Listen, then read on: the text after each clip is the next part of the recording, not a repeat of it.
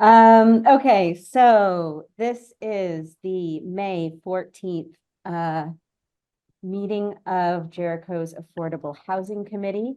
Tonight on the agenda, we will start with public comment, approve the minutes from the March meeting, and then Dave Ganter is here to take us through the housing toolbox.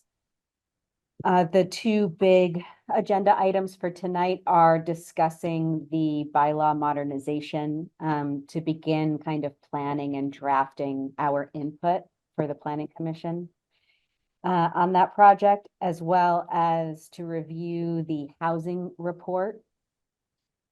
And then if there's time, we'll touch briefly on the wastewater feasibility reports that have been done so far in Jericho Center and Jericho Corners, just for some thoughts, feelings, reactions. And then close out as usual with liaison updates, other business in our June agenda. Does anyone need to make any changes or have any questions regarding the agenda? All right, then I will move us into public comment. Dave, do you have anything other than the housing toolbox? No. All right. So minutes from the March meeting.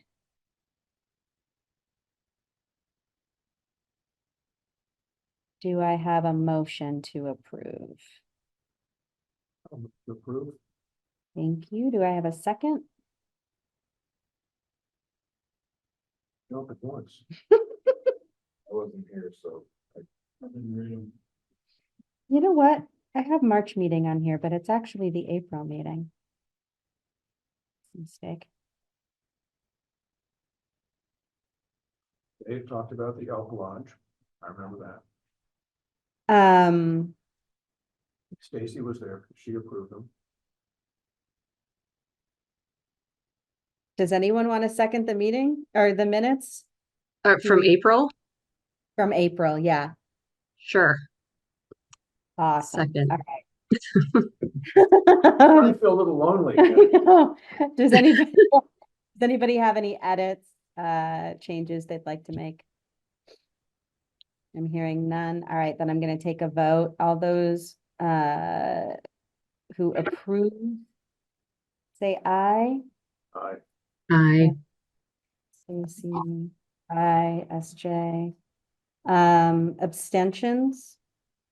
Richard, Chuck. All right, we don't have a majority there. We have a majority of present. I guess that's fine. Okay. All right. Moving on, Dave. Right at 7:05. Let me bring up what you sent out.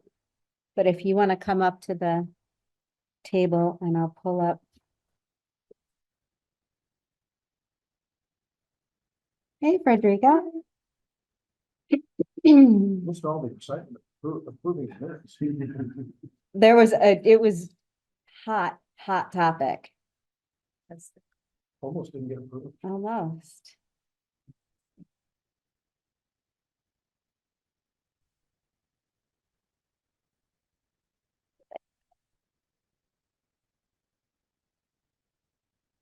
Hold on, Dave. Sorry, I did sometimes.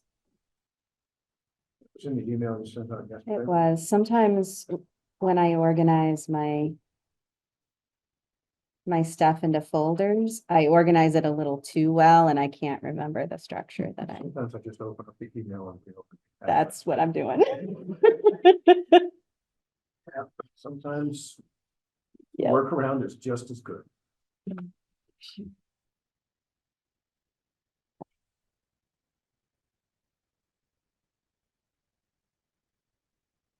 There we go. Stacy, can you see that okay? You can just give me a thumbs up. Yeah, okay. Can you hear this mic okay? Can you hear Dave? Yep, All right. okay. When You've I- got the floor. When I flip this. Oh, you got can it. flip that. Okay. Okay, back in January, I'm Dave Ganter from Jericho. Our groupie.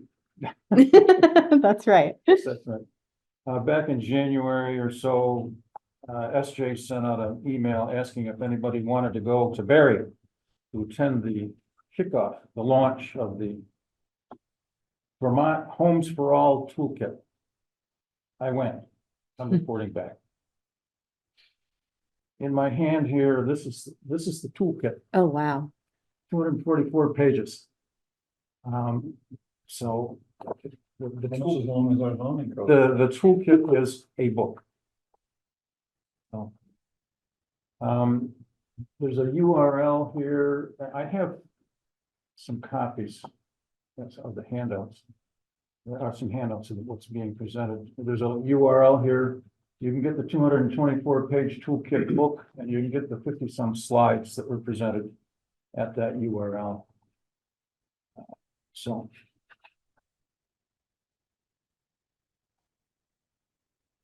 All right, we're going in two steps here. In 2023, there was legislation. Home opportunities made for everyone. So that laid the groundwork for 1 to 4 unit buildings. Opened up some things. And that's followed by a program to help make that happen.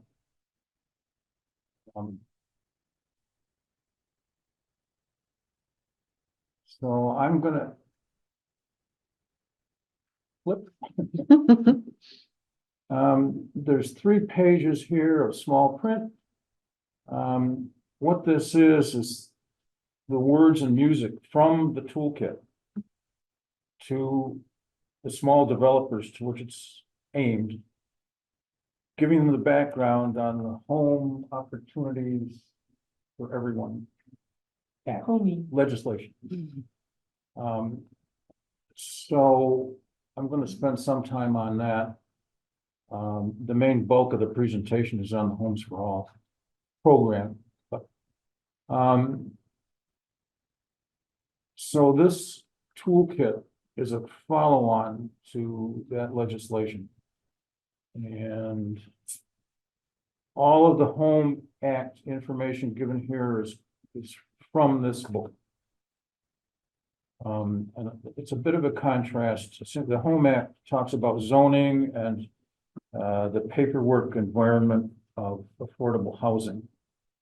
In contrast, the Homes for All toolkit is aimed at people who have a hammer in their hand, and they want to create housing by having a company that nails boards together.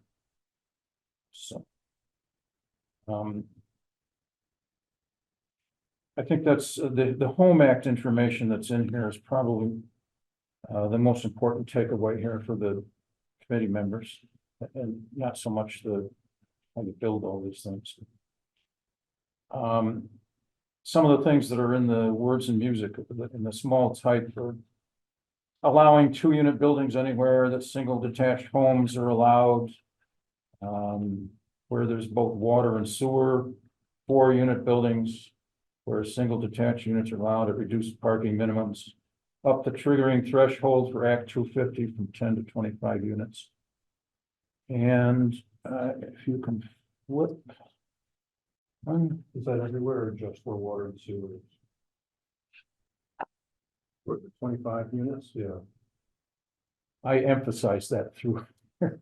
I don't know how that 10 to 25 ties to water and sewer. That particular tie-in, I don't have. So this is the, and we can go one more. We can go through that rather quickly. Do that rather quickly to the next one. Okay, down at the bottom is just an additional note. It's not from home, but they're trying to tell the people that this is aimed at why they're emphasizing 1 to 4 units.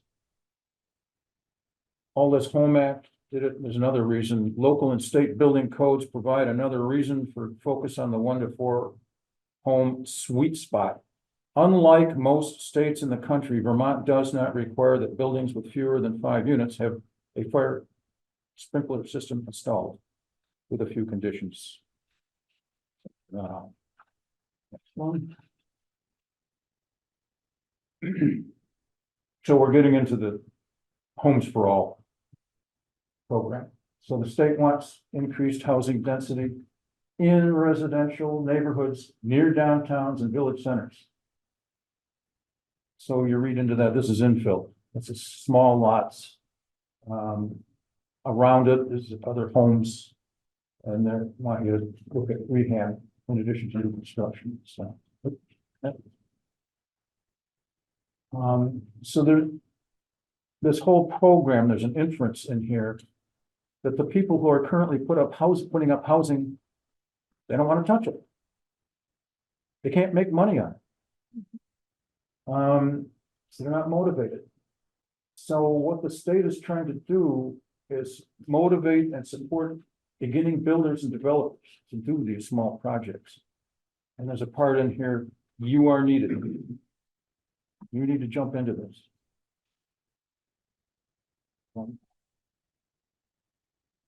So to help make that happen, they're providing developer skills to new developers, providing with a toolkit in the form of a book that's on paper and it's reproduced online at that URL.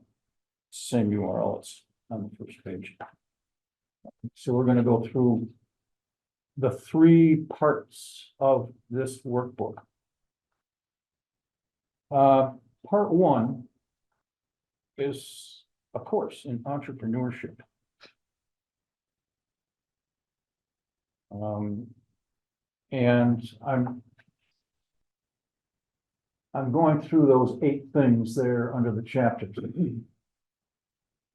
I'll read off some of the things that are in those chapters, but imagine that you're beginning, what are the things you want to know if you're starting a company, getting people to work for you, all this stuff. And that's what this part 1 does. Your role in small scale development. Is that first entry? So they have suggested projects to start with. They say consider ADUs, develop a support network. And I'm going to read you something that's in that chapter. Water and wastewater, page 30. Access to water and wastewater infrastructure is a real concern in many Vermont jurisdictions. It is common to find village and town center parcels that may have access to water, but not wastewater. The reverse is less common. For sites without both municipal water and sewer, many of the Home Act requirements will not apply. So restrictive zoning bylaws, provisions addressing the minimum lot size and new structure, location, site, design, access, landscaping, and screening will all remain enforceable. So that's probably good for this committee to know. Then 1.2, advice on identifying development-ready sites.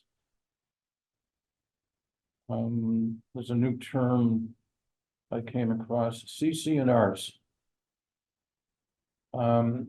Page 46 in the toolkit. There are limitations on the use of property that result in fines or legal action if unmet. Restrictions can dictate a wide range of things, from the size and placement of buildings, which could limit the number of units you can build, to restrictions on the types of activities that can occur on the property, such as commercial versus residential use. The Home Act does not override CCNRs, covenants, conditions, and restrictions. This means that if the covenants, conditions, and restrictions limit the allowances afforded by the Home Act, you would need to adhere to the rules, to these rules, the CCNRs. It is crucial to thoroughly review and understand the CCNRs, covenants, conditions, and restrictions associated with your parcel to assess how they might impact your project, such as limiting the scale of development, affecting the design and aesthetics of the homes, or imposing additional costs for compliance. Most property records establishing a legal constraint can be found in the land records of the municipality, sometimes called the clerk's vault. Remember to consult with your real estate attorney when navigating the maze of legal constraints. 1.3 is building your team. And I like this part. My grandson is in the process of, well, he's got his LLC, building the team. He's working with somebody else. So these are good tips for somebody who's starting up. Things to consider and questions to ask a real estate attorney. Things to consider and questions to ask civil engineer, potential equity partner, a lender, an architect, a general contractor, a bookkeeper, a property manager. So they go through each one of those and say what they should be, this entrepreneur should be looking for, and those people who want questions to ask. We should give a copy of this to the JCDC. What's that? We should give a copy of this to the JCDC. 1.4 business financial frameworks, how to establish a development LLC.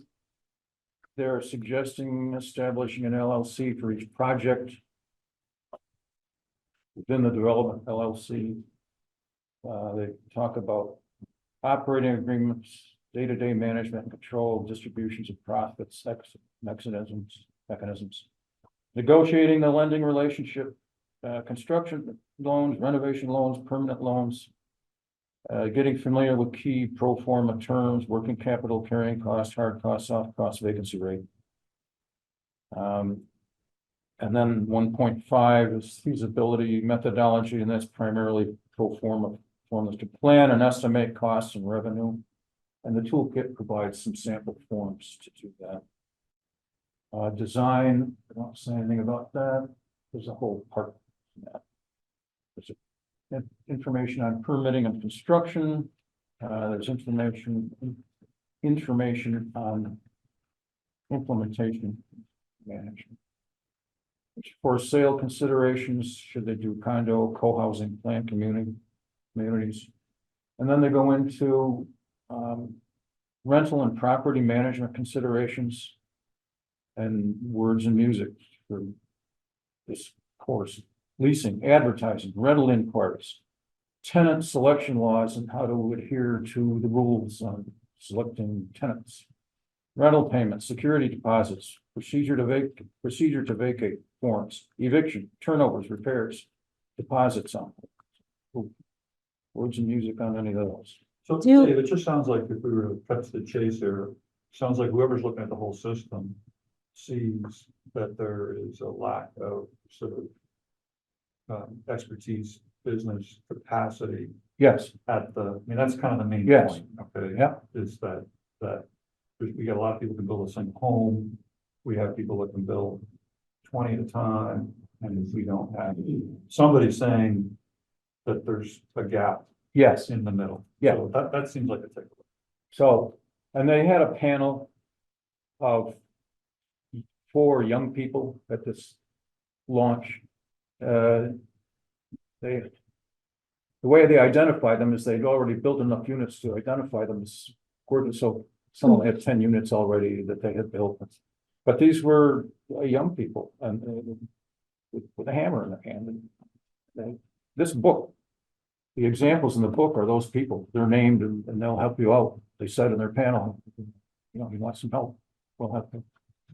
That last bit that you talked about, do you think that that would be a good resource for some of our new folks who just bought ADUs that are maybe new landlords and trying to think about Yeah. how, okay. Yes. Mhm. That was the work. Okay.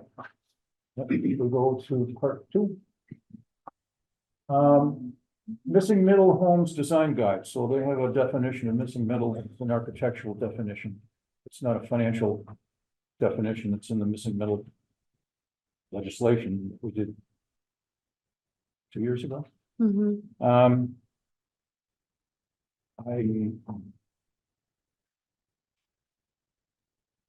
All right, there's a lot of suggestions in there for homes for narrow lots. Side by sides, a new term to me is a telescoping home. In the next phase of Homes for All, they're going to have a design contest to get what they call construction-ready drawings. There are other states, municipalities that already have these. we're redoing some, but they have to have a Vermont flavor to them. So, Yeah. Of course. so When I was reading your materials, it seems like they're really trying to get people away from looking at just, colonial single family homes. That's the objective, is to get them. if you want to renovate, whatever, but yeah, they're gonna try to come up with some Vermontish. And there's, on all of these plans, I'll show you a couple of pages of just one of them. There's caveats in there that's they're preliminary thoughts, even though they seem pretty detailed, they're preliminary thoughts. Okay. Part 3 of 3 parts. Sounds like a kind of odd reason for going out, but what they did is they said, well, we've got these 5 or 6 or 7 plans, designs. They went through the state and asked for communities who wanted them to come in. So they've been spending the last year. That's March thing was the public launch, but they've been working on it for a year. So there's a bunch of people went into 5 communities. Here's these plans. Do you have anybody who wants to put in an ADU? Do you have anybody in your town who's wants to put another building out in back and rent it out or whatever? So they went through these case studies for the purpose of refining plans. Okay. Can we ask whether anything came out of that? Is that? Nothing yet. No, nothing actually got built, but I expect 1 or 2 of them may actually get done. Is this the project that? Yeah, we applied for this. applied for? So that somebody would come in and kind of scope out the neighborhoods and Yeah. say, okay, you could use this or this. Yeah. And then draw up some of those plans. So the initial We piece, we weren't selected. I didn't write a good enough application, Well, I if you- guess. I'm gonna guess why. But I'm guessing it's because we didn't have sewer. Should we what? And I tried to use that because we don't have wastewater. I tried to use that as a selling point to say so many Vermont towns don't, and you really need to provide examples They have one. in towns like ours. They have one. Who Out of was it? 5. Who got us? Arlington? Arlington beat us? So these are Middlesex? Connection. So our 5 reports are done. Yeah, they're in here. Yeah. Yeah, they show they show the names of the people who own the name of the developer. And all the comments and whatever, the comments that were made about that lot is pretty steep and back, but you do have enough flat area. Okay. Enough on that. What's Next one? yes, okay. These are the goals, they wanna. This is a quote, the Vermont Homes for All toolkit and the community engagement process will reintroduce missing middle homes. By focusing statewide attention on small scale general infill, incremental development. Strategy to, next one. Strives to build affordability. Now, how they. I'm not sure how they directly address this. They're gonna look at the. In the contest, they're gonna look at the things that are submitted. And try to get ones that could grow small developers, cultivate local. Okay, next one. All right. There's several of these, 5, 6, 7 of these. So there's the photo. It says this is a 4 unit and it's narrow lot. This is 20 feet by 80 feet. And the next one, these are the floor plans that go along with that. But That porch doesn't meet the requirements of the Riverside zoning code. You said it's 20 feet? Yeah, it says on. Oh, yeah, 20 20 by 80. Okay, next one. The next to last one. Out of all those case studies, 30 pages, 40 pages in here. I pulled this out. It was Middlesex where they had the shared well and there was septic. Are these like specific, the locations within each of these towns that were studied, Yes, not the town? no, it's not, this isn't the town. Okay. This would be the village center for most of these then. I would assume. Arlington, here's some maps they have on there and. That's it. Well shared with neighbor. It's a single, it's gotta be a single lot somewhere. So this is, Well, it gives the name of the owner, Specific lots in it. what they're planning on doing. Yep. So, yeah, they did have one. Okay, last one. So yeah, so I mean, you're saying they didn't do that in the whole community, they didn't even do it for the village center, they did it for one lot in some of these? Yes, the reason for this was to test out their home plants. Oh, okay. I So sounds odd. this one fits into this particular, we found one in Vermont. Yes, That would've- in our list, And we're gonna pick one of them. in We're our gonna list, raffle off an ADU. Interesting. in our list of homes and the design thing. Yeah. We went into these things and we said, okay, there is one of our designs that will fit. Okay. Huh. Okay. Well, they were just like showing examples, Yeah. yeah. Okay. All right. proof of concept that you could have a house Yeah. in this Yeah. kind of space. Right. So phase one is where we're at. We did the toolkit, the builder's workbook, the infill case studies, status is underway.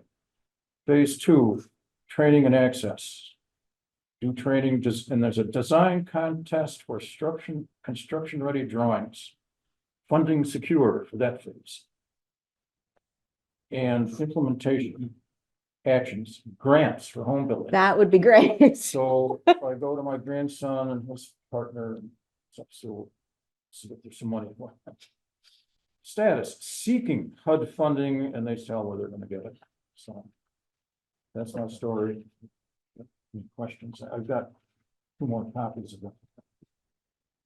And SJ has one, Yeah, I snagged one, thank you. and How much are the books? it was a handout, and the URL has exactly the same thing. Can you pass that over? Yeah. Okay. And So it's a demonstration. And this toolkit was Linda and David referenced it in the bylaw modernization, that they're using it was this. to- referenced last week. As Yep, inspirations. yes. All right, before we move on, thank you for doing that. Any questions? Thoughts? I'd be curious which one fit into the one without sewer.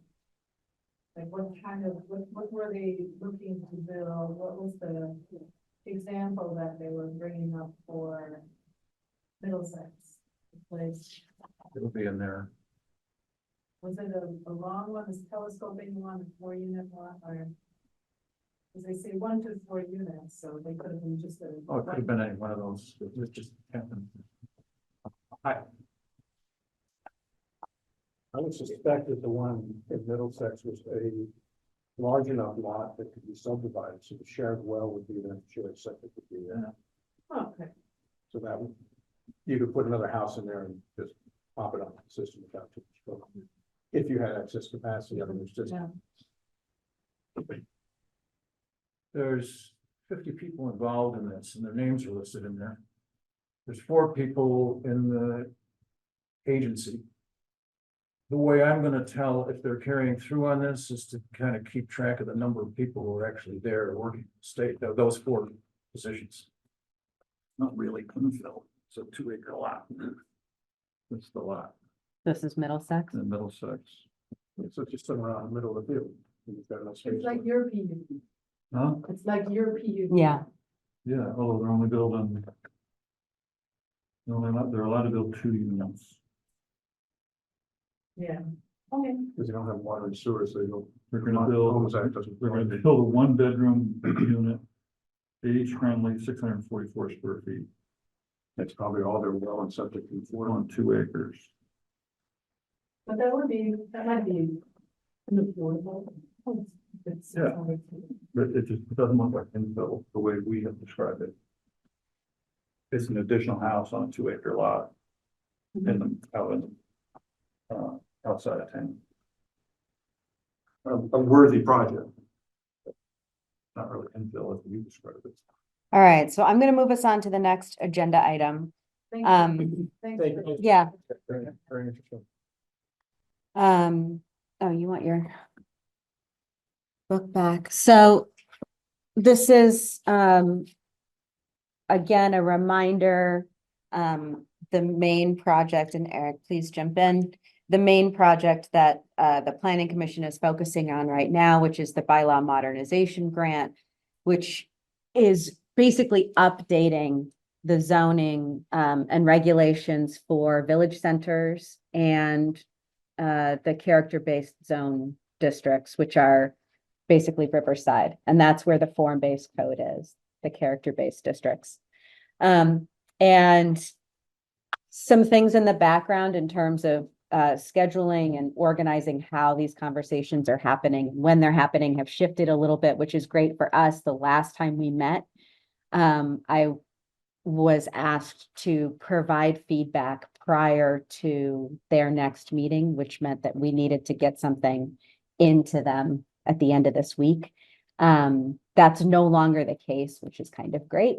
And we're also not tied to format our responses as direct responses to each slide that David, the consultant, had presented. So we've got a little bit more breathing room. This last week was the first of 2 presentations about the character-based zones. So that's Riverside. So next, I sent you the link for what they talked about last week.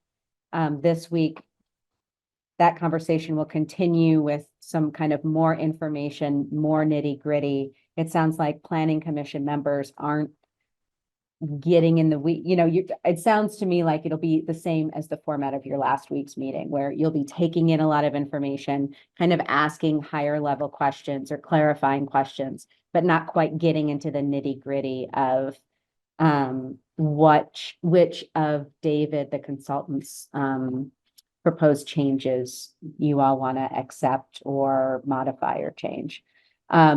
So all that is to say that tonight's meeting doesn't need to be, doesn't have the same kind of urgency and won't be at the same kind of nitty-gritty level that we were initially expecting tonight's conversation to be, which is great. So I'd like for us to talk about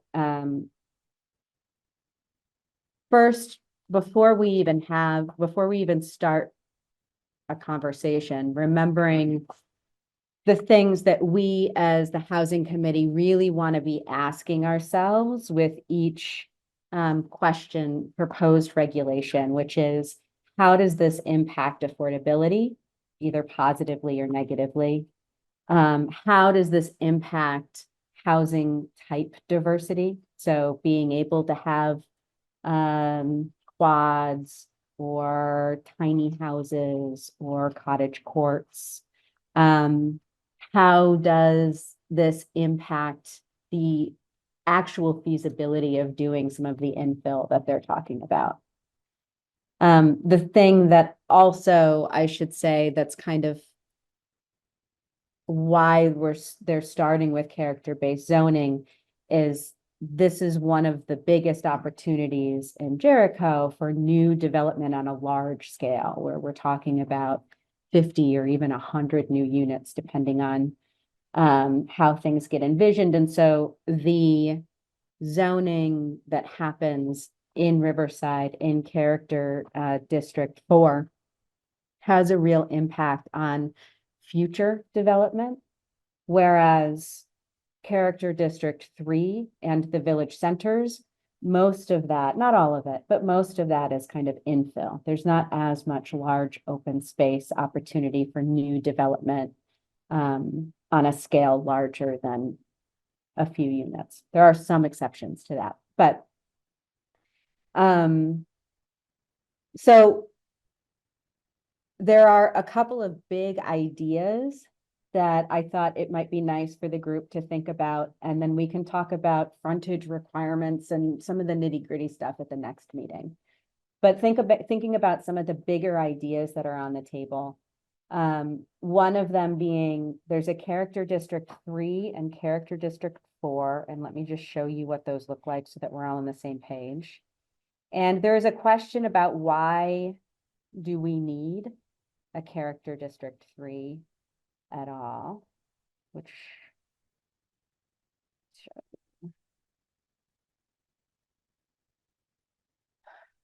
so sorry, the color isn't great there, but character district 4 is basically Tetros land. This is the undeveloped, for the most part, portion of Riverside.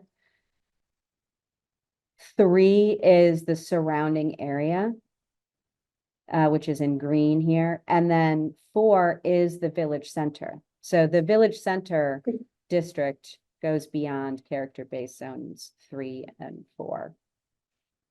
So there's a question of why do we even need, why the distinction? Do we need them? Do we need a distinction, et cetera? We can get into that in a minute. Another kind of big conversation is whether to allow more than one dwelling on one lot. So 2 primary dwellings. So Jim Carroll example, even though I'm not sure, I don't think his land is in the village center. You know, he'd love to build, he's got tons of land, would love to build a house for his kids to come and live on the same land and have it be a primary dwelling and do that without having to subdivide, without having to go through a PUD, have more than one dwelling on a lot. This could also, we could also think about allowing more than one ADU on a lot. So slightly different conversation, but, and then the other big conversation, that's specific to the character-based zoning is these aesthetic requirements and thinking about, are any of them necessary? Do any of them serve a purpose? And Chuck has done a good job of really asking kind of the equity question of why should we impose character aesthetic restrictions in one small part of town and not impose those same regulations elsewhere. So having planted those seeds, and again, reminding everybody that really we're talking about affordability, housing type diversity, opportunities for infill. I'll just open the floor and see where the conversation goes. And then if I need to focus us in, I can do that. Did anyone, other than Eric, watch or review the minutes from last week's planning commission meeting and have any thoughts, responses? Yeah, I watched them all. Or attended. Yeah, me too. Mhm. I mean, I will say I heard David say a lot of things that we've said in this room. I heard planning commission members say a lot of the things that we've said in this room. I think it'll be, I think it will be useful, especially for the planning commission members who are really advocating for some of the things that will push affordability and housing diversity, for us to be able to support them in our recommendations too. So one thing that I've been thinking about is something that David said toward the very end, which is, you know, what they do or what we do, when we change those regulations, the goal that he sees is to make things permissible, to make things more easy to deal with, addressing that again at developers really. So, you know, what we're trying to make happen is that they have an easier time actually coming in and building something. At the same time, you know, have it be reasonable within the goals of the town. But that was kind of his primary, but he started with that. The very first presentation, he started with that by basically laying out like 4 ways of saying that. Saying, you know, the goal of this is to make it straightforward, predictable, easy for developers, essentially, what he said. And then at the very end, he brought that up again. It's like you can, what we're trying to do here is make things, to permit somebody to do this or that or the other. And I think that our job here is to make sure that that there is some kind of, maybe incentive is even too strong a word, but that the permission extends to making it easy to build something that's affordable. And then the next question is there even something like an incentive to build something that's affordable? And, you know, and it might be very indirect. For example, the thing about building more than 1 unit on a lot is something he hadn't really brought up and addressed. It also came up kind of toward the end about something. Hey, couldn't we put more than 1 unit on that? He said, well, if you want to do that, you know, not thought about that, but could certainly do that. And I think that kind of move would be something that would go in, would be something we could consider staying behind or advocating for. Yeah.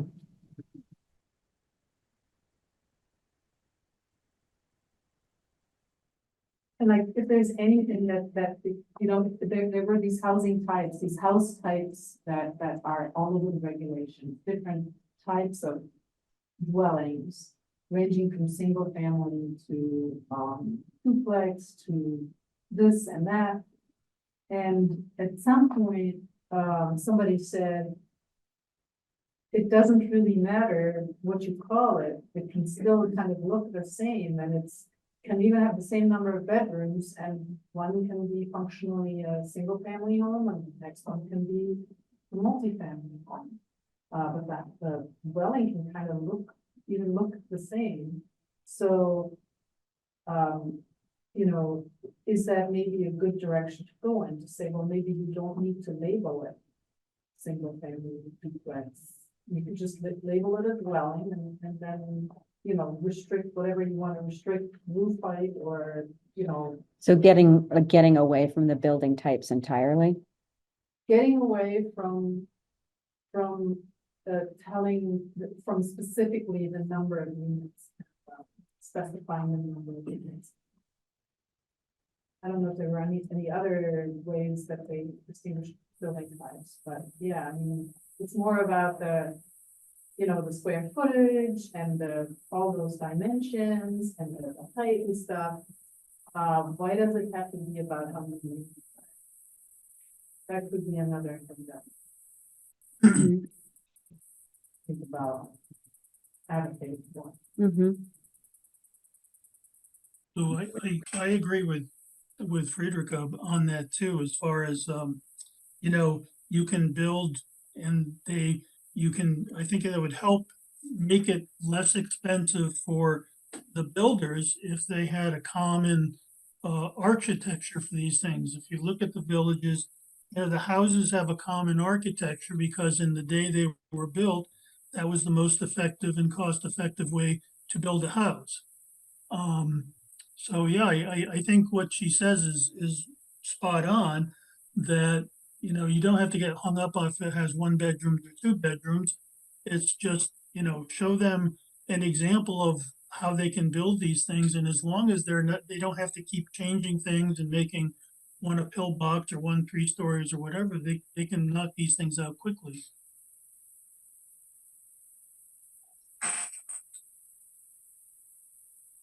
I felt pretty good about everything, you know, the things that individual planning commission members said, I felt like they were pushing back on. I mean, I think Chris just, you know, came out with $1 million line about, you know, what he described an attempt to Disneyify, you know, our village centers. And I think that was just like $1 million line. But I think at every turn, the planning commission is looking for more flexibility, you know, which I thought was, really good. You know, I think the thing that we can do to, I think, the biggest thing we can do to lower costs, in addition to infrastructure, is being able to put more units on the same, you know, on the same square footage. I feel really strongly about the aesthetic piece, you know, it's just, I think, you know, people should generally have the same level of freedom in designing their own shelter. And we've got a section of town where we're expecting people with middle and lower income people to live, you know, to then have special regulations on, you know, what they decide for themselves represents a fear that I don't think is borne out, in terms of what people might decide for themselves. Driven in Westford recently. Pardon? Driven down in Westford recently. What? The wonderful middle finger there. Fairfax Westford line. Mm. No, I haven't been there recently. Yeah, he's got two of them now. He's got two now? How, but how is that relevant? What are they looking? Do you want a neighbor? They look like this, lit up at night, made out of wood.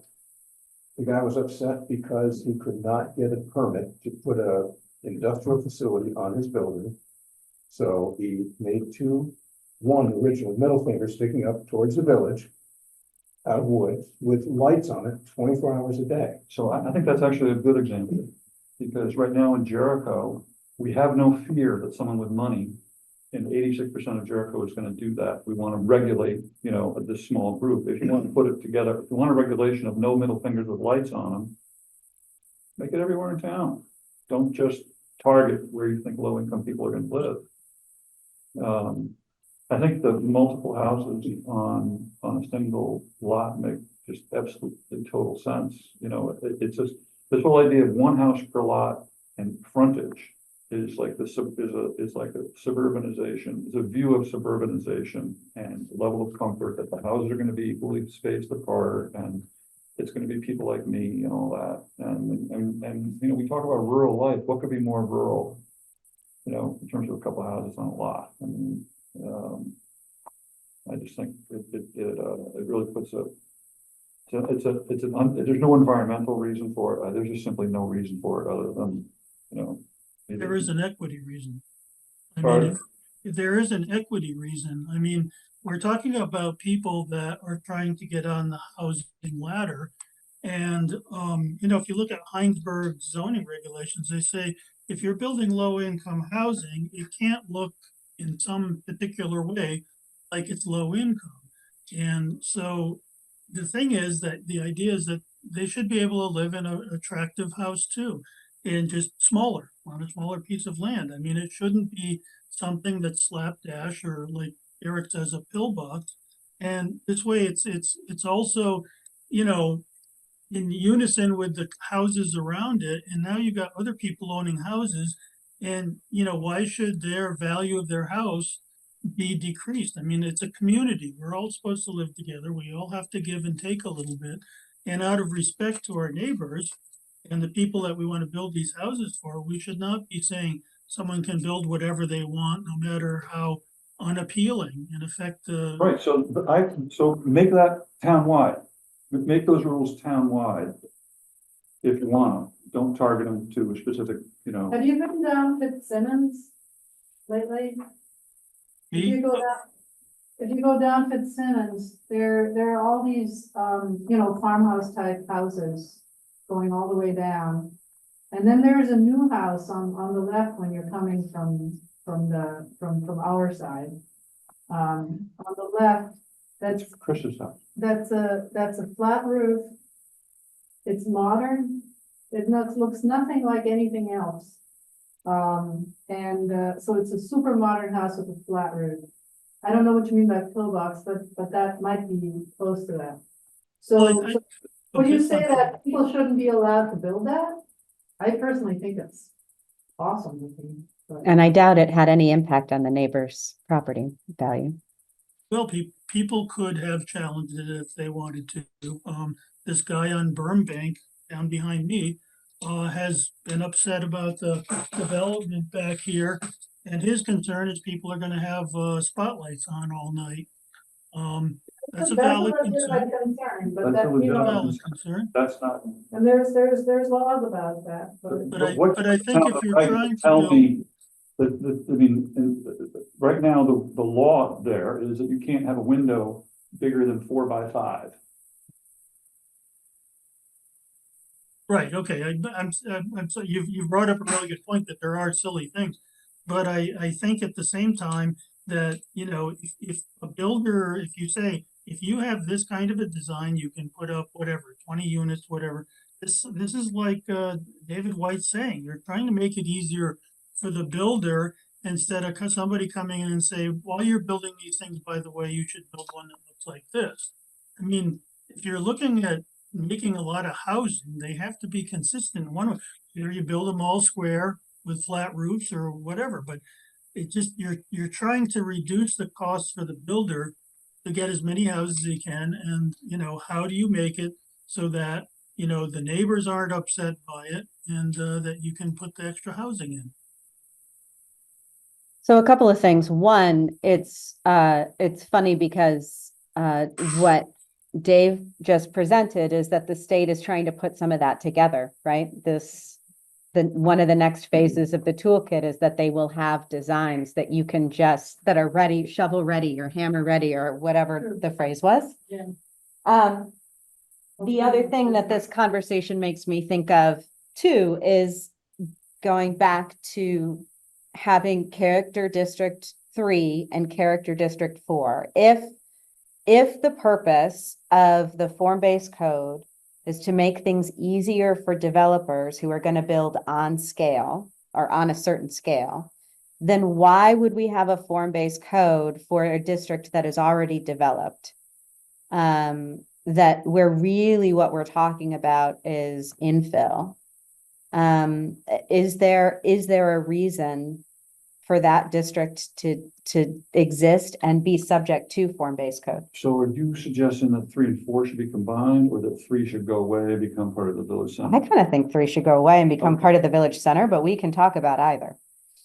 So But it feels like the purpose is, I walked away with the same message that you articulated earlier with the very beginning and the very end, that really we're trying to make things easy for developers to kind of, you know, do the Lego building set so that it takes some of the planning burden and some of the unexpected, to add some predictability. And if that's the case, then I don't see how that pertains to character district 3, where it's already developed, we already have established homes. And those are going to be likely single landowners building one new unit through infill. But SJ, if it's Yeah. zone 3 and it's established homes, doesn't that mean that if you make them somewhat look like the houses there, that it's going to be easier for the developer to build a house? And somebody's not going to be able to challenge it? I mean, No, we're talking about permitting stuff. We're not talking about going through conditional use, right? Yeah, this I is, was talking about character-based zoning in zone 3. No, she's talking about eliminating character-based zoning in 3 and just making it like a village center. The same as Jericho Center or the same as Jericho Corners. Okay. So. So the question is, so section 3 looks kind of like Jericho. Character-based zoning 3 looks kind of like Jericho Corners. But it's zoned like Tetros space. The only thing is that, you know, it was probably, like, the intent was probably to have some kind of experiment. and to kind of try out form-based zoning in this area, and not just restricted to paper plan. That's where I think this probably came from. And I don't really feel strongly either way. What I wouldn't want to get rid of is something that I sensed was there, but I'm not sure is there, which is the absence of any lot size requirements. And I like the fact that there's, if that's true, that there's no lot size requirement. Whereas in the rest of the village center, you still have a 1/4 acre lot size, right? It is set up that way so that you could have smaller lot sizes, but Right, the restrictions are on your setbacks from the boundary lines. right, And some of that is done to preserve the walkability. If you have a house right up to the road where Yeah. you walk. yeah, Some of that is done to preserve the visual appeal as you walk down of a not New York City sidewalk, but rather something like what the rest of Jericho looks like. right, And the CD3 is intended to be higher density than the village, but lower density than CD4. So that allows for more intensive infill in that area where it's adjacent to the highest density. So if you think about it as concentric circles, mhm, most dense in the center, moving out a little bit less dense all the way through. If you walk through that area, which I've done, you'll see that many of the things that are described as being essential in CD4 are there. Most of the houses have porches on them. Most of the porches face the street. Are they used? I have no idea. Some of them might be, some of them may not be. Most of them have a driveway that goes directly onto Route 15. Route 15 is a very busy road.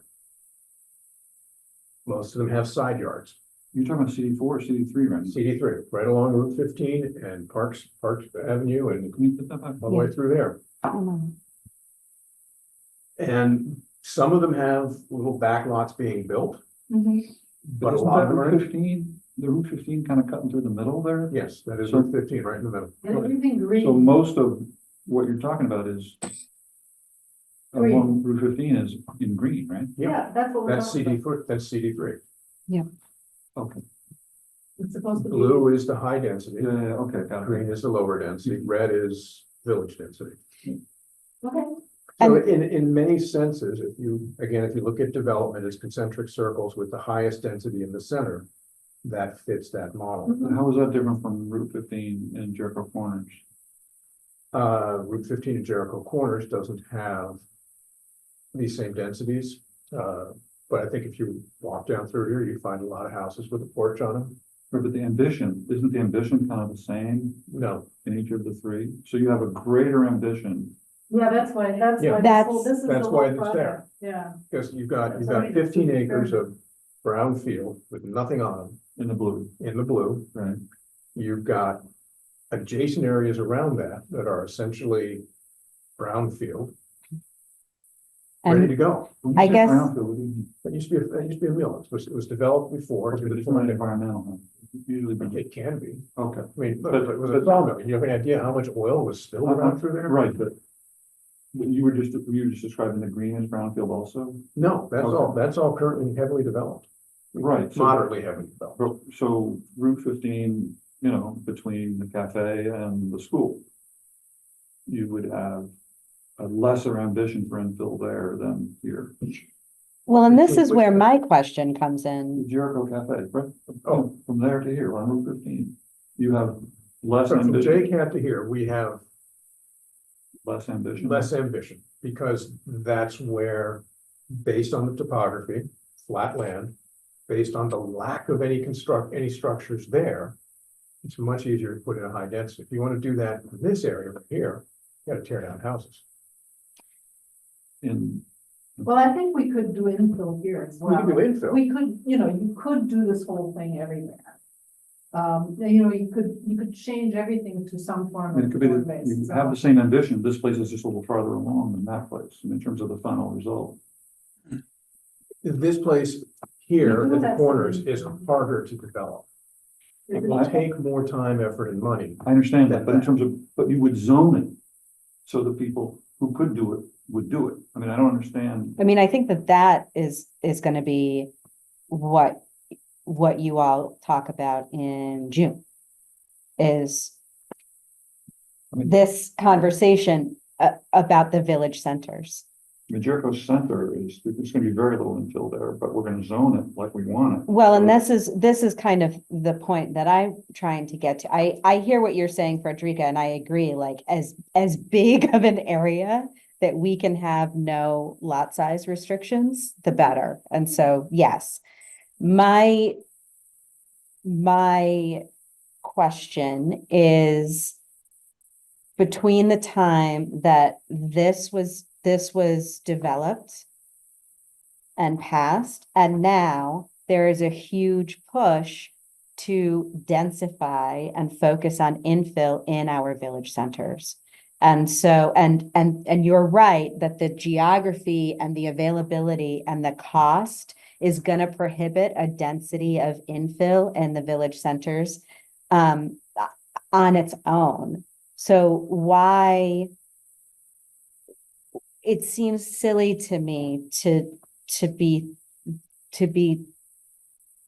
dictating this kind of transition from super dense to high dense to just dense enough. Yeah, Because there's enough restrictions in place, and all we want to be doing is any opportunity for infill that we can get in village centers, we want to get out of the way of and allow to happen. And so why not? I mean, it kind of comes down to me, it comes down to what you're gonna do in the rest of the village centers. Because Yeah. Unless you're gonna say, in the rest of the village centers, there is no lot requirement, you know, you can, Yeah. then if you're gonna maintain lot requirements in the other village centers, then I would take the green and combine it with the blue and have a single, a single zone. If you're gonna take the rest of the village centers and say, okay, there's no lot size requirement anymore, then it would be easy enough you could move the green to the red. Yeah. And the But only then- reason, I'm hearing current, well, I can only think of two examples, I think, of current homeowners that live in the green who have projects to improve their home that they would like to do, but because of the character-based zoning, they have to use certain materials or adhere to certain things that they either don't want to do or can't afford to do. And so there is at least one, if not two, actual real life examples of this getting in the way of current homeowners but it's sold as a way to try and increase and make things easier. And I do think that what's easier for a larger scale developer can be a hurdle to a private landowner. What were you going to say, Wayne? I was just going to say that, we had the hearing on the partial wastewater. And as far as how dense you can make these, I mean, we don't have a solution yet for the water and the wastewater in these areas. So, I don't know, I think maybe the different density areas were maybe trying to look forward to say, well, maybe in some of these places we can have a septic, but in this area, like what was it, CD4 highest density, that I know I'd heard people talking that hopefully they could, tap into the school's septic.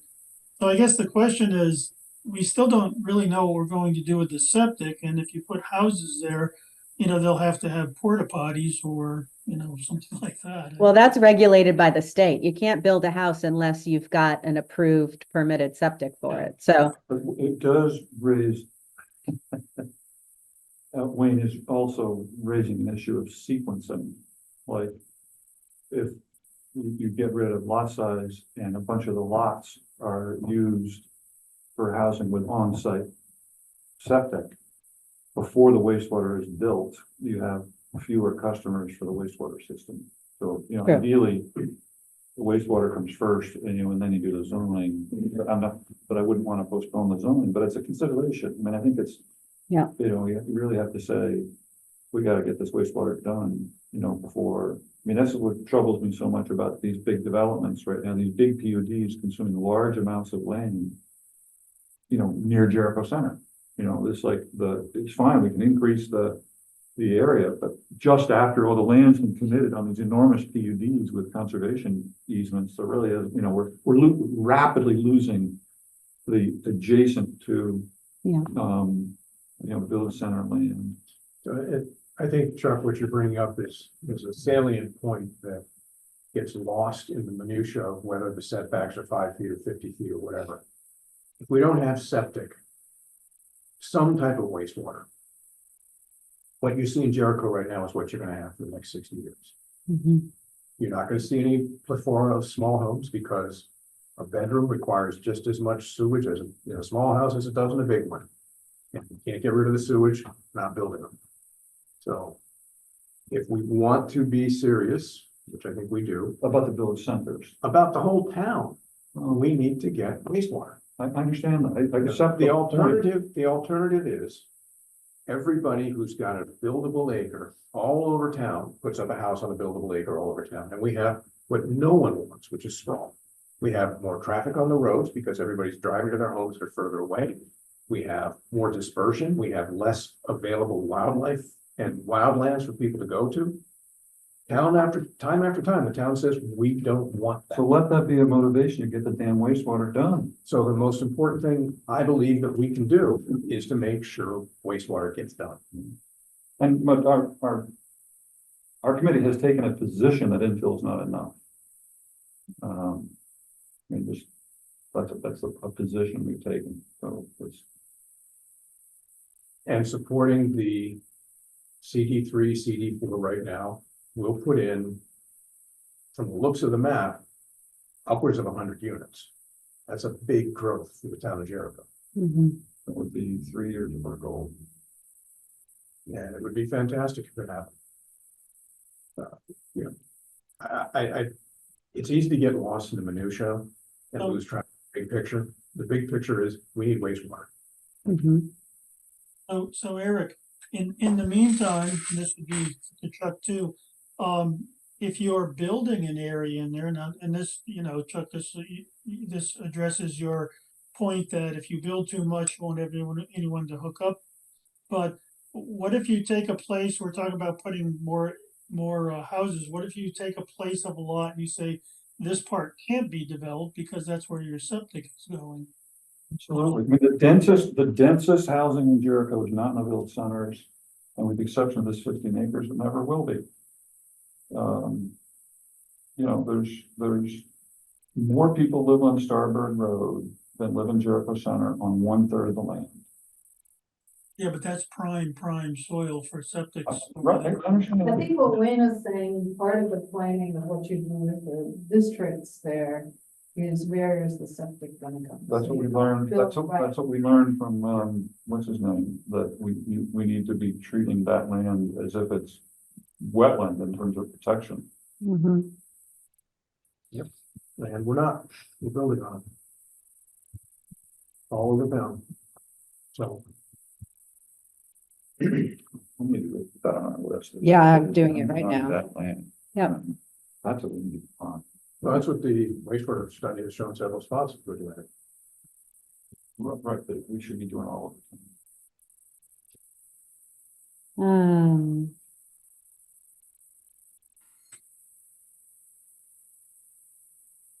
All right, I think we can keep talking about this, or I can move us on, because I think that the conversation is just going to continue. Really encourage people to watch the planning commission meetings, to go back and watch those last two, Mhm. to watch the one that's coming up. Come and attend. yeah. It's always fun to have a live audience. And Riverside Wastewater is tomorrow night in this room and on Zoom. All right, but before we get to wastewater, I'm going to move us into the housing report. But again, I think that we can, I think some of this conversation will continue in the housing report. Before I close out character-based zoning, any last thoughts, concerns, arguments? I just have one question. When Yeah. is the next phase of the study supposed to be ready for presentation? Of what study? The wastewater Wastewater feasibility? study? Yeah, You're hilarious. Select board should put Eric in charge of it Yeah. as a process. So- Be Uh, part of the process. I think they're at 60% for the foreseeable future, is what I'm getting. oh, I don't think it's nowhere near 60%. They're claiming they're at 60%, but then now they're getting all kinds of input, and then they're gonna do this and that and the other, and at some point they're gonna present again, right? they could Yeah. save some money, get it done in a. So in theory, yeah, no, they don't. They're 60% too was smart to supposed put a have been date done on. In August.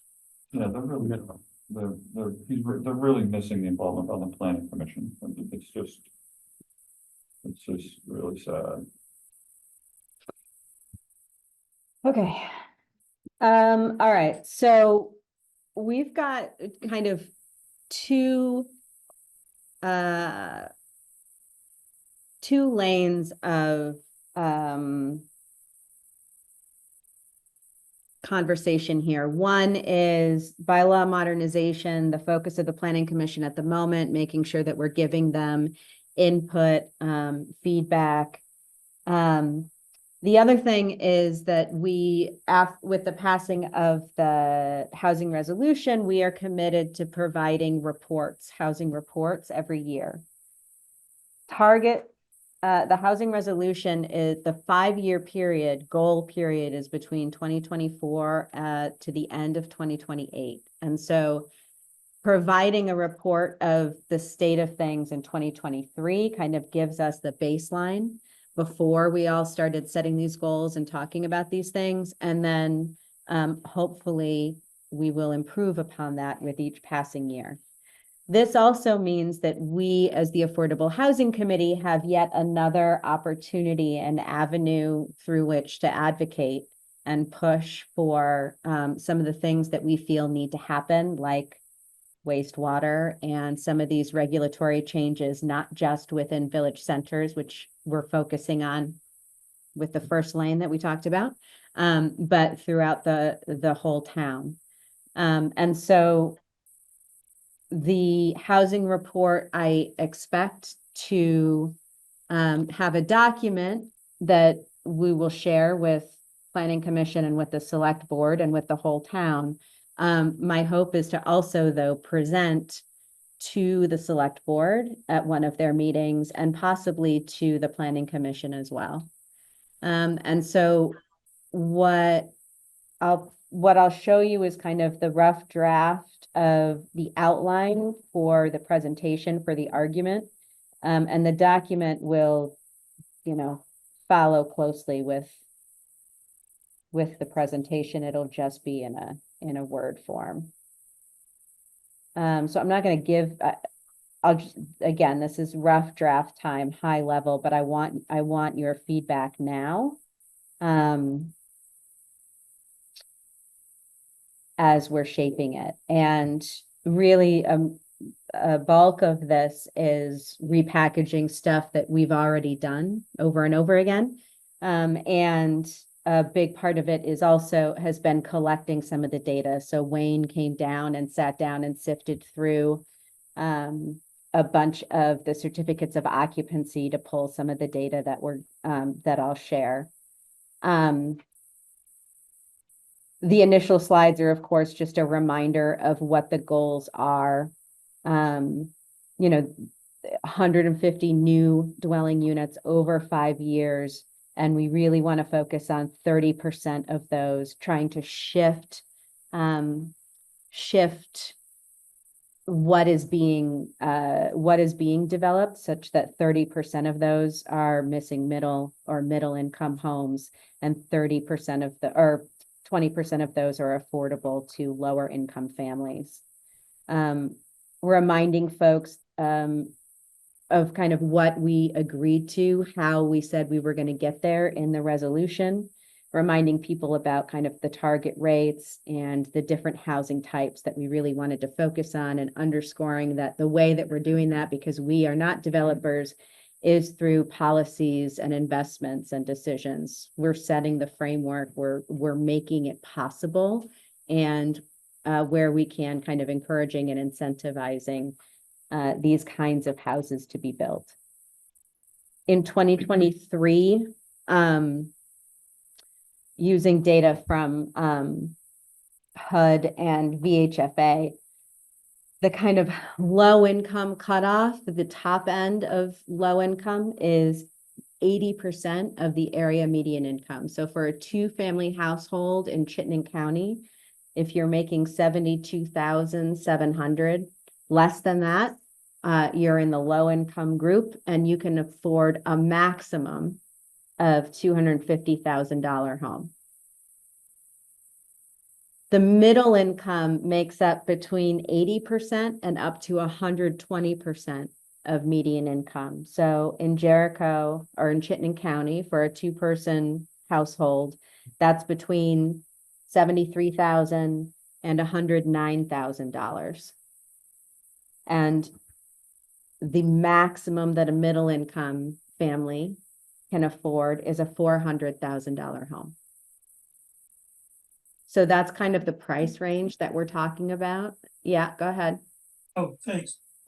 So I'm looking at, so if I make 75,000 a year, would I be required to buy a $400,000 home, or could I Of get one course of not. No, it's just the maximum affordable.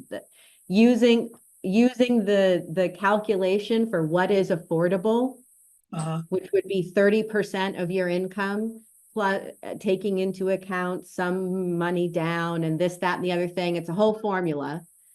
The maximum that's affordable for a middle income family making up to 109,000 would be 400,000. If you're making 73,000, it's probably closer to 250, 275. Oh, I see. So you're just making two big blocks I'm here. showing you the range. Oh, So yeah, it's okay. affordable to low income families if it's $250,000 or less. Mhm. Middle income families, we're looking at homes that cost between 250 and 400,000. Oh, okay. Got it. And again, we're not talking about perpetually affordable homes here. We're talking about homes that are affordable to low income and middle income. Perpetually affordable is certainly a goal that we have. But what we're talking about is affordable on the open market. So these are sometimes called naturally occurring affordable housing. So what does it take for a house to be affordable? And these are obvious things, right? Things like diverse housing types. So being in a condo or an ADU, or being in a multi-unit, so being in a quad instead of a single family detached home, small lot size, and kind of associated with that, a low cost of land, smaller square footage. Also associated with that is often fewer bedrooms. Having access to municipal or community water or septic, and village and village center zoning districts. And I have an asterisk there because that's not always most affordable. The reason those places are often more affordable is because of our lot sizes, and a few other things. And also I put an asterisk there too, because what the Central Regional Planning Office and Montpelier really want us to focus on is village centers. So it's a priority for us for a lot of different reasons. I just have a question for you guys. So if, just to get a level set on what one of these houses would look like, if you go by Jerry Hill and look at those little attached houses, how much would one of those go for? Would that be something that would be a 250? Those are perpetually affordable, and I think that they're rentals. Oh, okay, all right. But would, as far as Chuck or Eric or you guys, would one of those, if it was not perpetually affordable, would that be something in the 250 or 300 price range, do you think? No. No idea. No, I'd just be making stuff up if I did that. Okay, I just thought you guys said. I just went through all of the houses sold in Jericho for 22, 23, and year-to-date 24. And, it was kind of interesting that, none of the houses that sold for $400,000 or less was built in the last 30 years. And I think an astounding number were like 40 years old. And I looked at all those houses and I didn't see anything that came close to those two. So the good news is I'm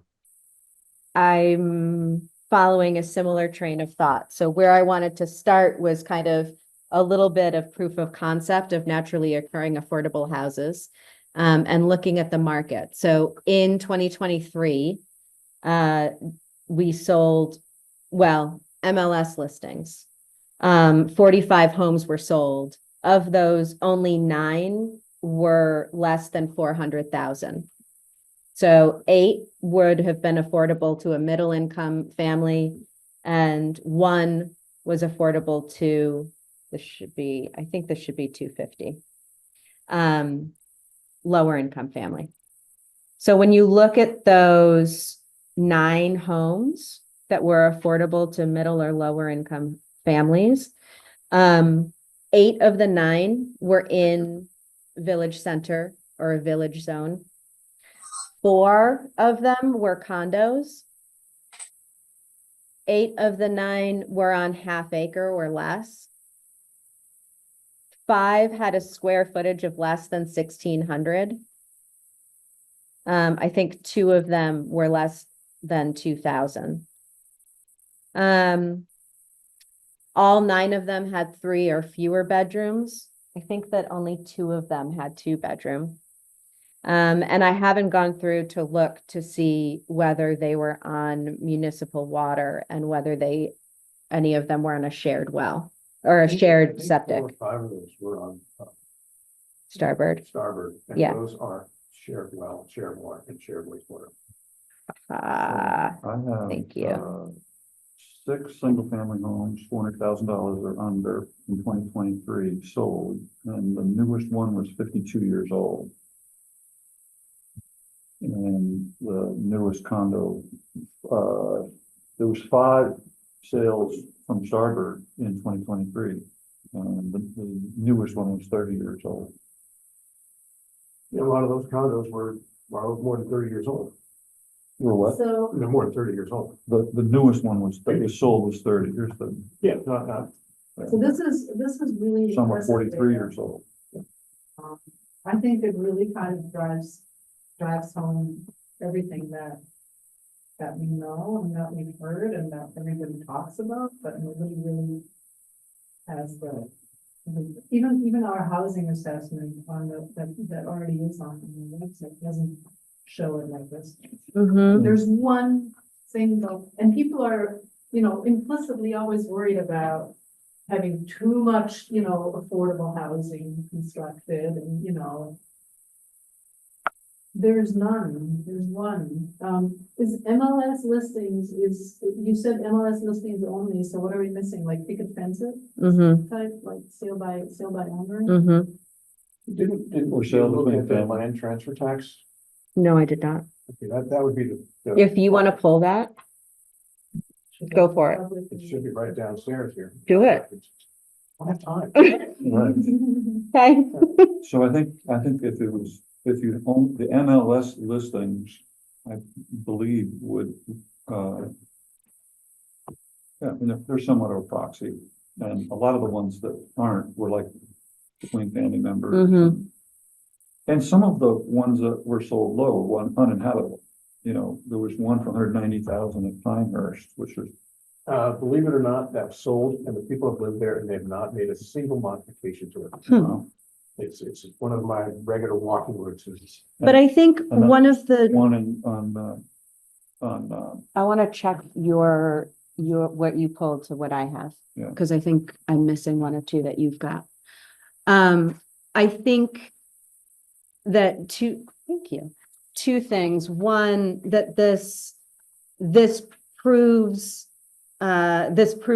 the point that, again, we all kind of inherently know to be true, but it's nice to see in numbers that really focusing on housing diversity, lot size, square footage, and infrastructure really are things that impact even houses that already exist, right? And the other thing is, people are quick to, and I'm one of them, quick to throw up our hands and say, well, it's just expensive. And so what are you going to do? You can't influence the market. And this is a nice way of saying what few homes do exist, meet these certain criteria. And we can do everything possible to make sure that that kind of home can be built here. Mhm. But again, this doesn't address our housing goals. I think it helps prove the point of the targets that we set and how we are arguing to achieve them. So the next piece of data is certificates of occupancy that were issued in 2023. So these are new homes coming online. These are really, this is kind of what what I think our goal is to have 150 certificates of occupancy at the end of the 5 years. And Chris had said that there were 16. Wayne only saw 10. So I'm trying to figure out where the discrepancy is and hunt down those other 6, or get clarification from Chris. Do you have? No, I can take care of that. This week, my wife's been out of town and I've been chasing sick grandchildren around. So I can do that tomorrow and. Awesome. Or tonight. Can you, I'd love to see it. Is a take care of duplex my sick one- kids? Is a duplex 1 CO or 2, maybe a place to look? What's that? The way that the COs. I don't know how they qualified CO for a duplex. I mean, if one half is inhabitable and the other half isn't. So they list on them whether they are single family detached or like the kind of dwelling. I just finished 5 units in another state. 400 square feet each, and I've got 41 occupancy permit for the building. And then, but that occupancy should clarify how many. How many occupants are Right, so. allowed in there? So that's what that's, There could be one. it would be, I'm looking at dwelling units. So when we talk about building permits, there's one building permit that reflects 4 units. So Right, you gotta adjust for that. exactly. I- So I this don't- reflects units, not, By way of feedback, I don't understand the slide. yeah, I'm gonna get there in a second. That's okay. And then once I explain it, any feedback is welcome.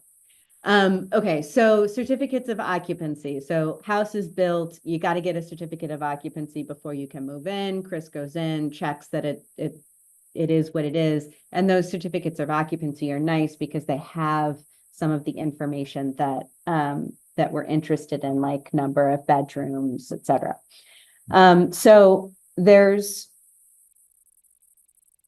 the kind of building that we know supports middle and low income housing, that supports affordable housing, is in village centers or villages, is something other than a single family detached home, is less than a half an acre, has low square footage, has few bedrooms, et cetera. So of the certificates of occupancy that were issued in 2023, how many of them kind of meet those criteria, and how many of them do not and are just kind of the status quo? Oh, And then this is a column where I haven't yet been able to track down the data yet, and I need to make it so that the numbers add up correctly. So, for example, of the 10 certificates of occupancy issued, 9 of them are in low-density residential, so let me rephrase that. Of the 10 certificates of occupancy issued, none of them are in village centers or villages. None of them are anything other than single-family detached. So none of them are ADUs or in a duplex or condos. I don't know about acreage yet. Only one of them is smaller than 2,000 square feet. 6 of the 4 have 3 or fewer bedrooms. I don't think any of them were 2. No, I don't remember that. Two bedrooms, you got them on. Oh, perfect. Thank you. Okay, so 6 of them were 3 or fewer, and of those 2 were 2-bedroom. And the 2-bedroom mark I'm harping on. Square feet with 2 bedrooms, Um, at least one of them. I'm kind of harping on the 2, and there's still 2 that I don't know how big they were yet. I'm harping on the 2-bedroom because this is something that the state uses. Their cutoff is 2-bedroom or fewer for a small house versus a bigger house. They report 2 bedrooms or less as kind of a marker. So I need to go, I don't know. One of the 10 is on municipal water, and I don't think any of them have a shared septic. Not that I saw. Can I make a suggestion on this, Pete? Yes, please. I would list all 10 of them or all 15 of them and maybe have a chart going across. So, because With what happens, checks. Okay. what happens is. Yeah, that's a nice You don't know visual. which, I mean, there's only 10 of them or there's only 15 of them and you don't know which, and if it was a chart that said, water, bedrooms, Yep, kind of going across like that, you could see, and an address and then the zone they're in and, got it. it's small enough number that you could, And yeah, it was nice to see, I'll do that. And I'll do that for permits too. It was nice to see that one house put in, a septic for 5-bedroom with the, intention of accommodating a future ADU. One house specifically called out that they were targeting selling it for $350. not 350,000. Mhm. Buying it for $350. That's. Sorry? Going on. Never assume, I guess. Well, the cost, these are the people that are building the little farm over on River Road. And Mhm. so what they were saying is they didn't really give a square footage, but they said, or they gave an approximate one, but they said we're targeting to make it under 350K. I think that was, some way to give, Chris an idea of how big the house would be. Because they were looking Well, more, it should already be built because this is a certificate of occupancy, so. So they already own the land. yeah. Oh, it's the little house. Yeah, it's already there. Yeah. So yep. So Okay, and so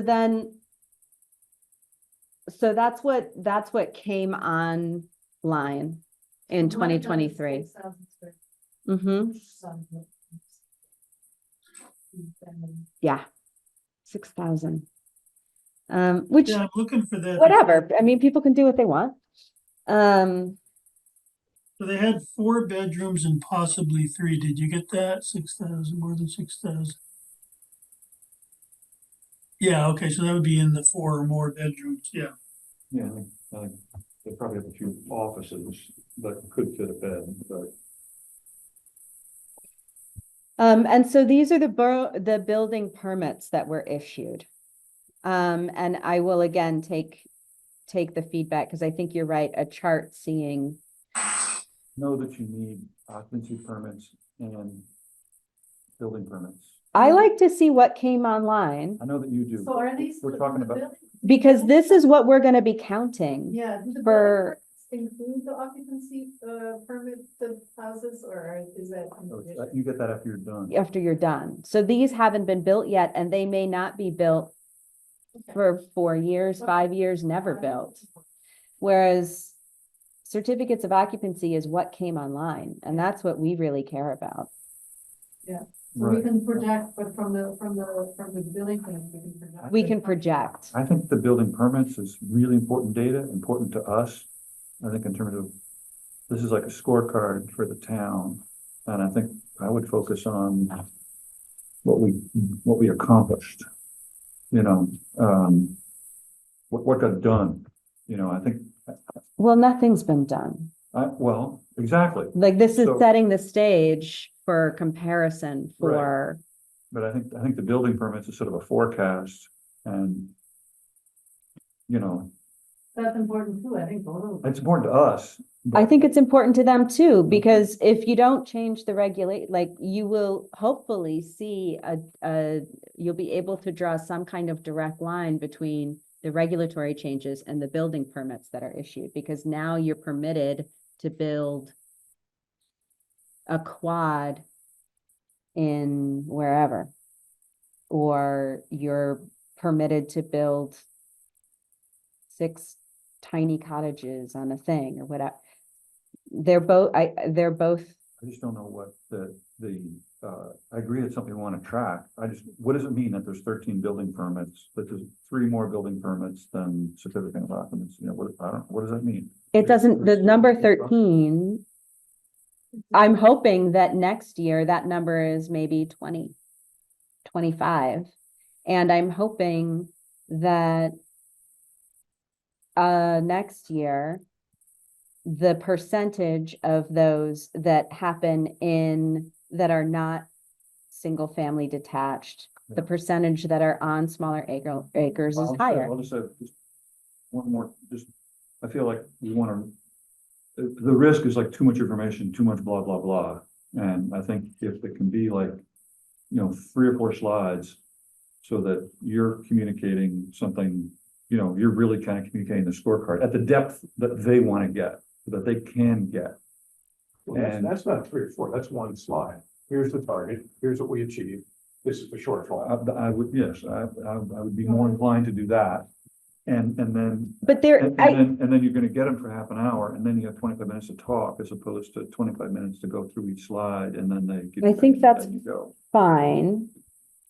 And useful feedback. I think that the data is important for us to track and to give to them. Does it need to go into a report? Maybe, maybe not. In a minute, let me finish what I'm doing, and then we can talk about the checklist, because I don't know how the heck to put a freaking checklist together. Because the checklist is new dwellings that are affordable to lower income and middle income families. And I have no way of, The first slide that you showed was the park.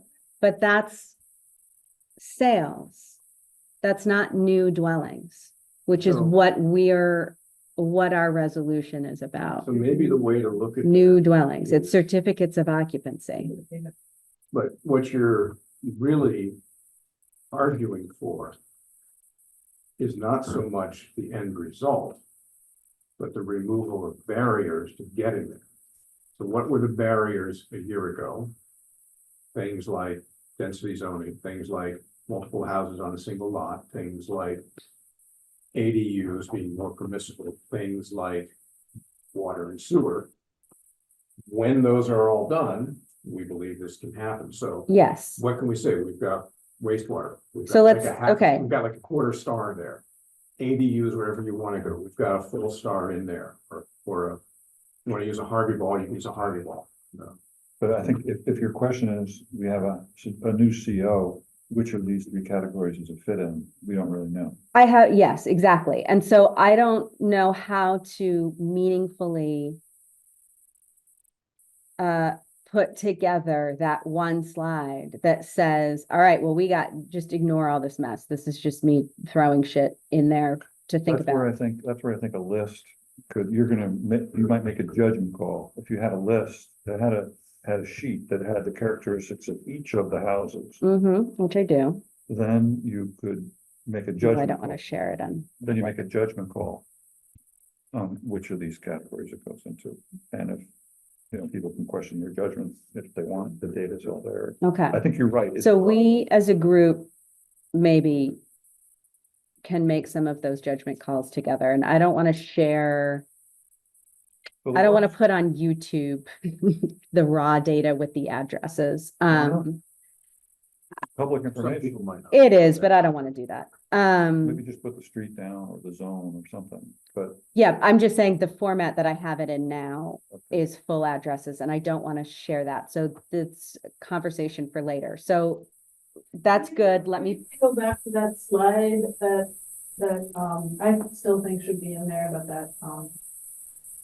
the next one. And then the next one after that. Why did the numbers not add up here? so there are 13 permits issued, but they're for 16 units because one is for a quad and one is for a duplex. So we're talking about individual dwelling So units. that's 16. Correct, Okay, I got correct. It's the same, it's the issue that Chuck brought up earlier. So again, the message there was we wanted increased density. We had 13 units, we had one quad and one duplex. Examples of the increased density being achieved, just not in sufficient volume. Yeah, I mean, it's And this is baseline, right? So this is, we want to do better than this. So This is not before- our target. This is not part of our target. and if this was a list, you could look at it and say, oh, the fourplex is in Jericho Corners, maybe not the address, but it's in Jericho Corners. It's not, it's in LDR, but So they needed CUD, a PUD. a P, additional use. Planned unit development. Was You it mean conditional? this- It may or may it not have would've been. been- This is Morgan. yeah. Oh, gyms. Yep. And these are renewed. You still got one more of those to build, I think. Yeah. 3 that are up, I think there's a 4th one that's supposed to go up. All right. Pile of lumber sitting there, just exposed to the wind, so. Yep. Yeah, who knows what's gonna happen with it. 15 of them had 3 or 4 bedrooms. Okay. Again, They're to all- me, this they're is all- too much detail for presenting in front of the select board. Yeah. And brevity is. People with short attention spans prefer that. But if you get down into the weeds, next thing you know, it's 3 hours later and you haven't decided anything. So, But the And- certificate of occupancy slide is very, very impressive. Yeah. As is the slide with the bar graphs. It really tells a story. And so those two are really going down. well, let me take your I mean, this is all gonna go in the report. And let me take your feedback and see what I can do for brevity here in Volume those one, 3 volume slides. two. Yeah, I hear what you're saying, Frederica, about the CO and all the detail in there. I'm on the select board, I've got 10 minutes. I don't wanna go through that. How many were issued? How many are in place? Great, next. That's all I care And I about. think the risk is they're gonna give you half an hour. Yeah, okay, so You wanna get- like the message of that slide is 10 were issued. Out of those, 2 fit criteria that you think could be affordable. I think, Yes, I think the and point that's is, short of our target. yeah, hey, Yeah. guys, The rest is. this is what you resolved to do, and this is where we are, and this is the report you're gonna be looking at in a year or two. You need to start getting a little more engaged. That's, I'm gonna, so I can run through these that need to get beefed up a little bit and will be where a significant portion of the presentation is spent. On these slides? These last ones, Um, these are the okay. arguments, yeah. Okay, maybe it's kind of appendix stuff. sound like when- You already know this, You don't want me to stand in front of that select board and take 5 minutes to tell them that they need to take infrastructure seriously, and here's why, and here's some of the things that you can be doing and that you Different need from to a be housing considering. board. That's advocacy.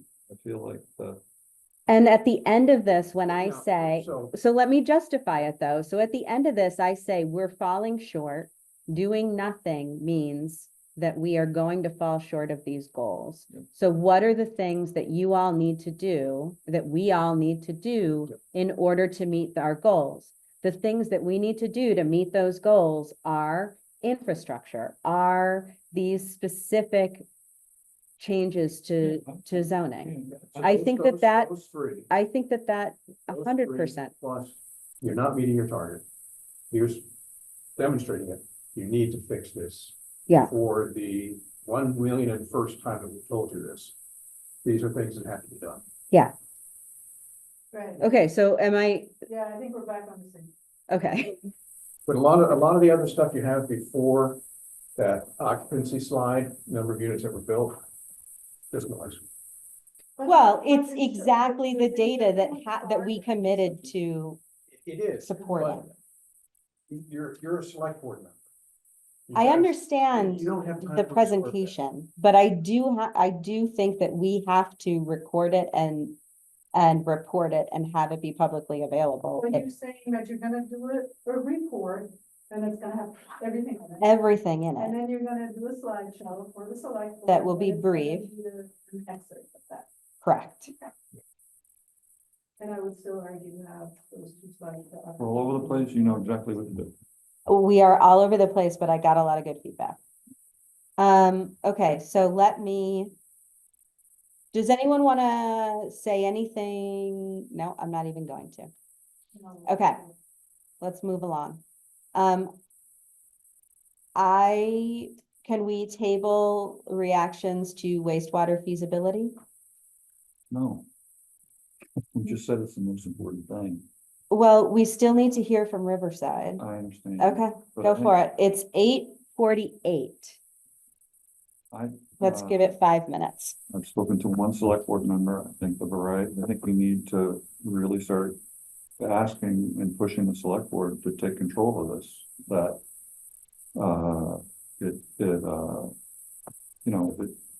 I get no sense that the town has a strategy to invest in infrastructure with the purpose of a substantial increase in housing.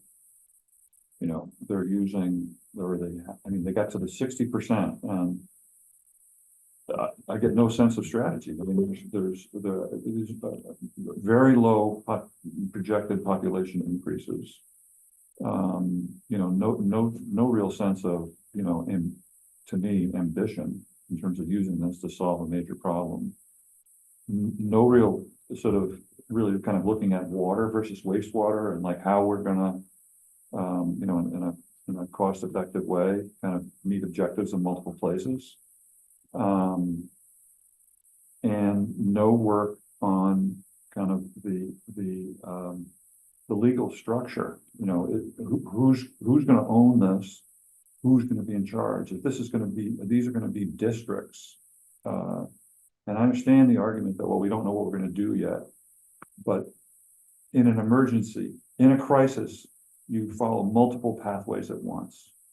And I think, we need to be looking at what are the differences between town-owned, municipal-owned, water and wastewater and, authority-owned, or if you can get, 80 or 70% of what you would get with wastewater by adding water to Jericho Center, which would be something that we don't have to manage.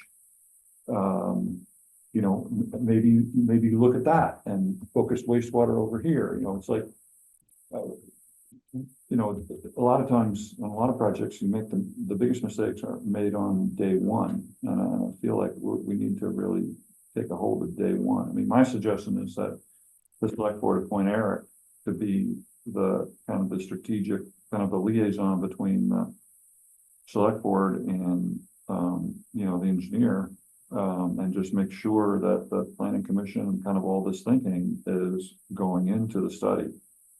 There are very few people in Jericho Center that are going to sign up for wastewater. There are some people who really need it, but there's very few who are gonna sign up for it right away, and his work showed that.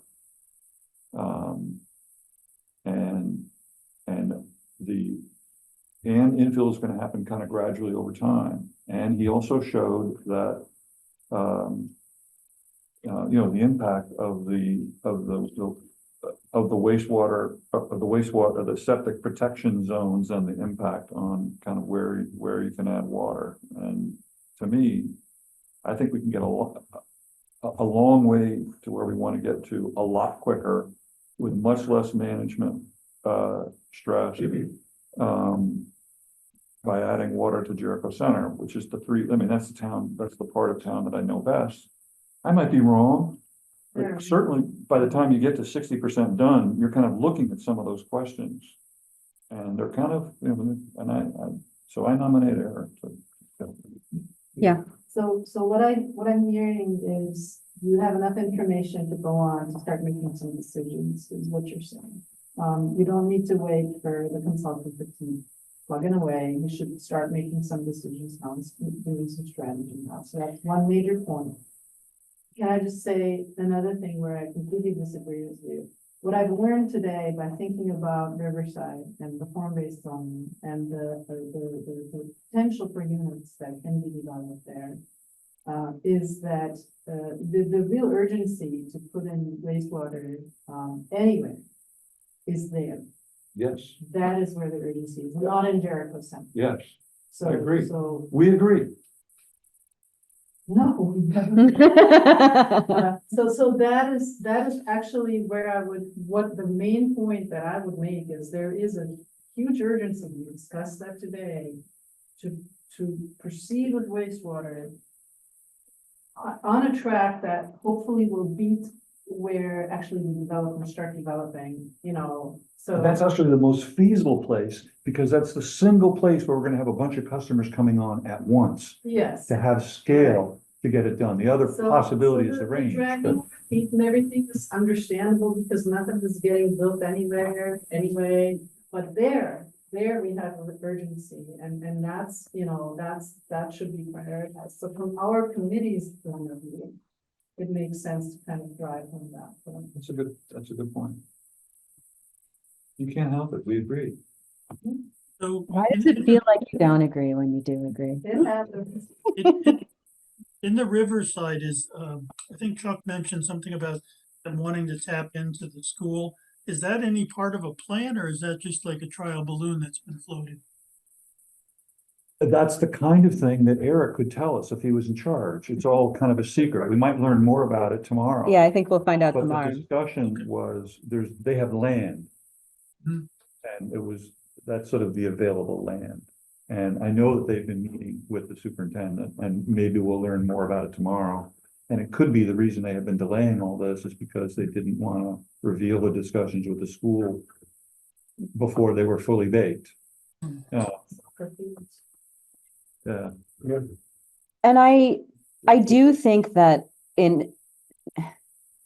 you don't have to be ready to make decisions. But I do think it's silly not to be thinking about all of the other. You should be planning for if this is a thing, you should be thinking about, well, what does it look like if it's town owned, if it's owned by those questions should be under discussion so that you can take that information into account as you're picking options. I don't think you're making decisions, but researching and helps you strategize and determine the impact of going with alternative 1, alternative 2, alternative 3. Right. I mean, there is already a structure there with the water district. Mm-hmm. And are we talking Underhill? Mhm. We'll find out, but I don't think we are. That was another, that's part of my reaction to the bylaw modernization project is whether or not there's concerns about harmony. Have we talked to Underhill at all? Okay, I'm gonna move us on. It's 8:55. Huh? Good point. Thanks, Chad. Any pressing liaison updates, anything that we need to know about? The biggest DRB hearing of our lives is coming up. Okay. It's fine. June agenda, I think, is pretty straightforward. We're gonna be continuing these 3 agenda items. And your hope is to complete the report. My hope is So we can to approve that report. complete the report, or at least have a draft that's close enough to being finished, that it's something that you all can approve with edits. And my hope, and I'm looking at Chuck and Frederica, is that we also have a draft of character-based zone input.